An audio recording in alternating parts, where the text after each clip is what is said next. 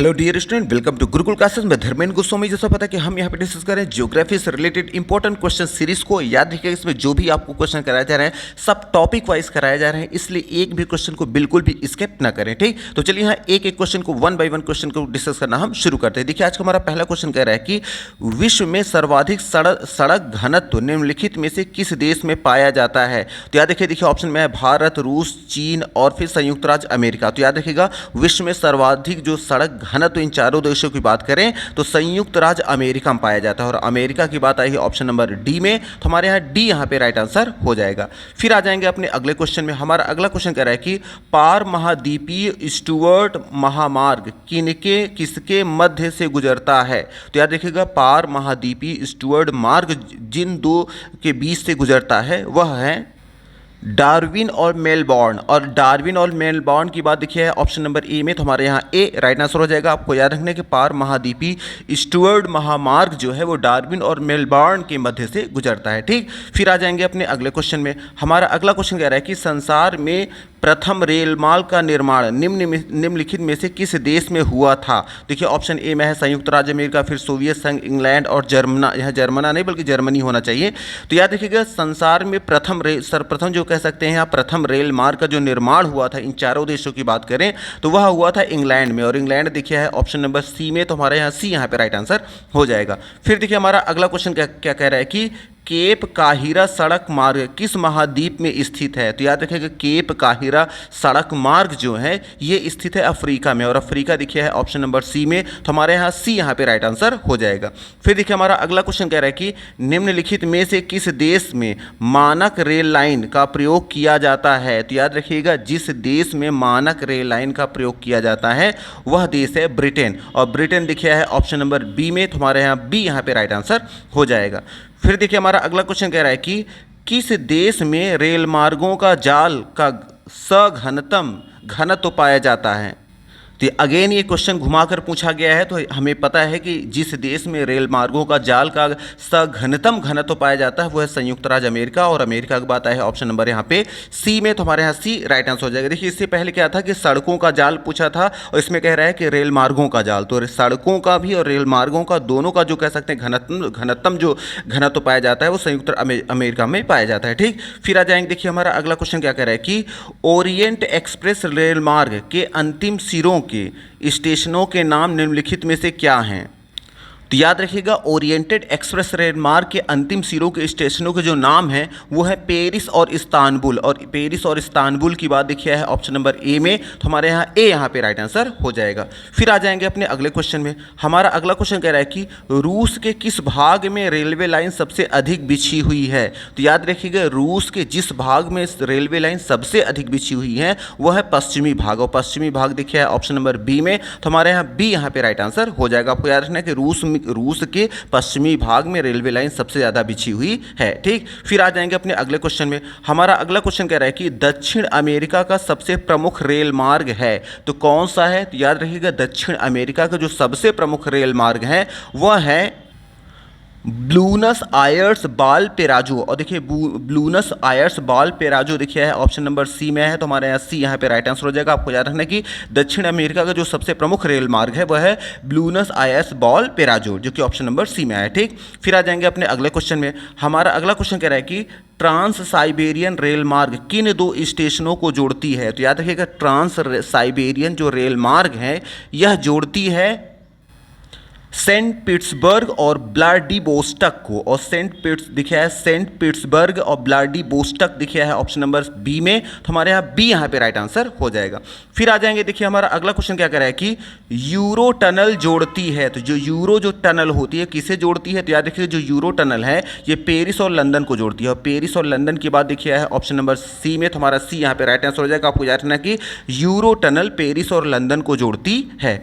फिर आ जाएंगे अपने अगले क्वेश्चन में। हमारा हमारा अगला क्वेश्चन कह रहा है कि यूरोपीय महाद्वीप की सबसे व्यस्ततम नदी है, जो सबसे बिजी जो नदी है वो कौन सी है? तो याद रखिएगा यूरोपियन महाद्वीप की जो सबसे व्यस्ततम नदी जिसे माना जाता है वह है राइन। और राइन देखिए है ऑप्शन नंबर सी में, तो हमारे यहाँ सी यहाँ पे राइट आंसर हो जाएगा। आपको याद रखना कि यूरोपीय महाद्वीप की सबसे व्यस्त नदी राइन नदी है।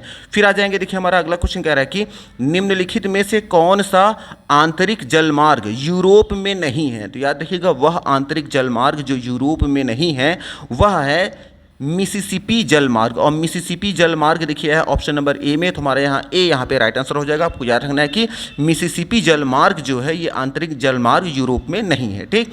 फिर देखिए, और अगर ये कहें कौन कौन से हैं, तो देखिए होने वाले बी सी डी ये सभी हैं, लेकिन जो नहीं है वो मिसिसिपी जलमार्ग है, ठीक। फिर देखिए हमारा अगला क्वेश्चन क्या कह रहा है कि निम्नलिखित में से कौन सा एक समुद्री पत्तन नहीं है? देखो ऑप्शन ए में है मुंबई, फिर सिंगापुर, न्यूयॉर्क और नेक्स्ट है मास्को। तो याद रखिएगा इन चारों की बात करें, जो एक समुद्री पत्तन नहीं है वो है मास्को। मास्को जो है एक समुद्री पत्तन नहीं है, जो कि ऑप्शन नंबर डी में है। तो हमारे यहाँ डी यहाँ पे राइट आंसर हो जाएगा। हाँ, लेकिन यही क्वेश्चन होता है कौन कौन है, तो मुंबई, सिंगापुर, न्यूयॉर्क ये सभी क्या है, एक समुद्री पत्तन में आते हैं, और मास्को जो होता है ये समुद्री पत्तन नहीं है। फिर देखिए आ जाएंगे, हमारा अगला क्वेश्चन क्या कह रहा है कि वृहद ट्रंक मार्ग होकर जाता है। तो जो वृहद ट्रंक मार्ग जो है ये कहाँ से होकर जाता है? तो याद रखिएगा जो वृहद ट्रंक मार्ग जो है ये आपका जाता है उत्तरी अटलांटिक महासागर से होकर। उत्तरी अटलांटिक की बात देखिए ऑप्शन नंबर बी में है, तो हमारे यहाँ बी यहाँ पे राइट आंसर हो जाएगा। आपको याद रखना है कि वृहद ट्रंक मार्ग उत्तरी अटलांटिक महासागर से होकर जाता है।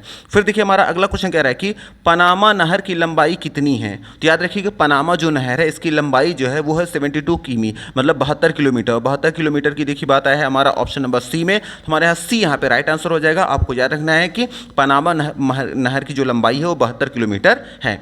फिर देखिए हमारा अगला क्वेश्चन क्या कह रहा है कि सुएज नहर का निर्माण किस वर्ष हुआ था? तो याद रखिएगा सुएज नहर का जो निर्माण हुआ था वो हुआ था 1869 को। 1869 दिखाया है ऑप्शन नंबर यहाँ पे डी में, तो हमारा डी यहाँ पे राइट आंसर हो जाएगा। आपको याद रखना है कि सुएज नहर का जो निर्माण हुआ था वो हुआ था 1869 को, ठीक। फिर देखिए हमारा अगला क्वेश्चन क्या कह रहा है कि पनामा नहर निम्नलिखित में से किन दो जल राशियों को जोड़ती है?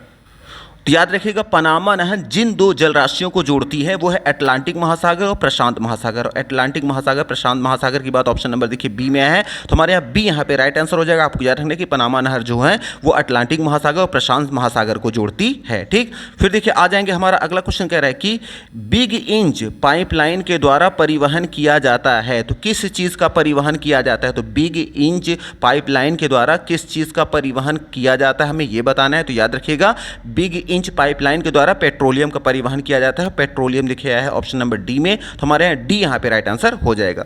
फिर देखिए हमारा अगला क्वेश्चन क्या है कि क्वेश्चन निम्नलिखित में से भारत का पहला कृत्रिम उपग्रह कौन सा था? तो याद रखिएगा भारत का जो प्रथम उपग्रह था वह था आर्यभट्ट, और आर्यभट्ट देखिए है ऑप्शन नंबर सी में, तो हमारे यहाँ सी यहाँ पे राइट आंसर हो जाएगा।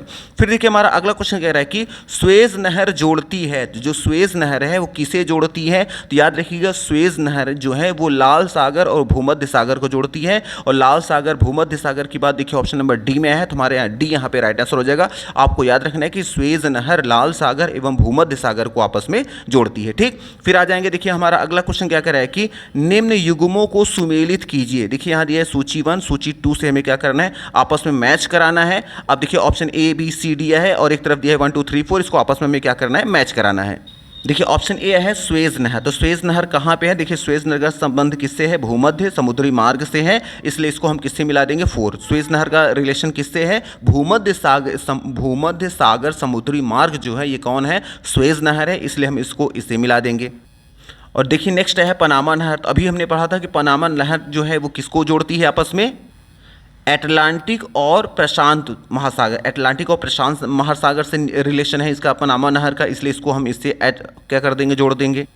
नेक्स्ट हमारा है उत्तरी अटलांटिक जलमार्ग। इसका रिलेशन किससे है? इसका रिलेशन इन ऑप्शन में देखें तो यह है पूर्वी अमेरिकी पश्चिमी यूरोप से है।